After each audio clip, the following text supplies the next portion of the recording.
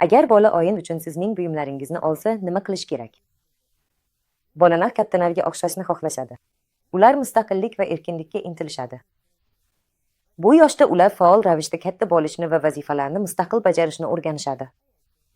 Kattalar ular uchun birinchi o'rnak, ya'ni ibrat bo'ladigan insonlardir. Shu sababli bolalar o'yin orqali kattalarning xatti-harakatlarini taqlid qilishadi.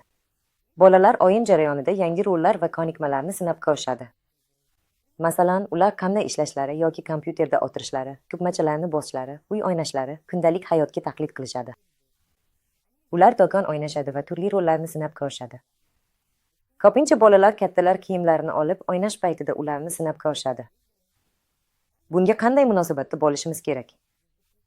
Farzandingizga sizdan nusxa ko'chirishga to'sqinlik qilmang, lekin buni xavfsiz bajarishga harakat qiling. Ya'ni haqiqiy kompyuterni o'yinchoq yoki eski ishlamaydigan notebook bilan almashtirgan ma'qul. Do'kon o'yinida haqiqiy pul va tangalardan foydalanmaslik kerak yoki hech bo'lmaganda mayda tangalarni o'yinga qo'shmaslik lozim. Kattalar kiyimini kiyishga ruxsat berish mumkin, lekin faqat sizga achinmaydigan ayrim qismlarini tanlang.